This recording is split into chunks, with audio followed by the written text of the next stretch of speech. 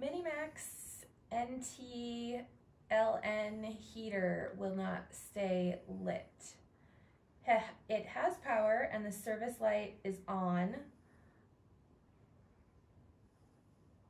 TSAT, augs, and press are on. After it cycles and starts, the heat light comes on and the service light goes off.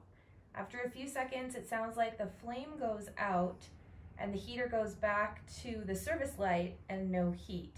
On the back of the control panel, T-fuse and high temp lights are lit. PV light comes on as heat comes on.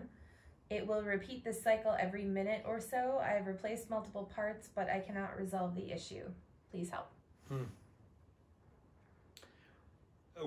What it sounds to me initially like is it sounds like an intermittent cracked wire, because there's if obviously as you swing that door open, you see this massive wires that just come hanging down from the unit there.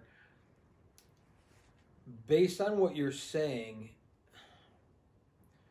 while I would need to see all of the individual things and be able to chart them out, I'm thinking that you have something, and you may go through wire by wire by wire, make sure there's not a crack in a wire, make sure there's not a cross in a wire. What I've seen oftentimes in heaters is where wires rest together in a warm environment that tend to melt together, and you may be getting this intermittent voltage crossing over, causing this thing to cycle on or cycle off, or even if the heater's not running, you might get all the indicators to cycle on and off, which is what it sounds like.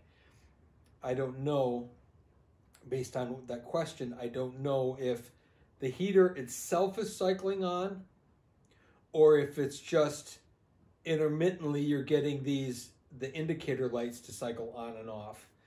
But likely with that, either major mother control board, which is always the case, almost always the case, or likely a wire that's been melted together. And what I would do is I would start at whatever point and go through wire by wire by wire and make sure every wire is separated out, and make sure every wire that has a wire nut or some type of a weld fitting or a connection fitting, go through one of those at a time.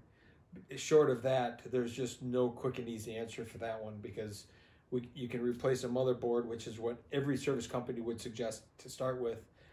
Doesn't mean that that's going to solve the problem if it's intermittent wiring within that. And that particular heater has a lot of wires that are running in every different direction. And without having a chart in front of me specific to each of those wires, you literally have to do that and go wire by wire by wire and check where every one of them is going and check the contacts of every single one of them. Unfortunately, that's the best advice I could give you on that one.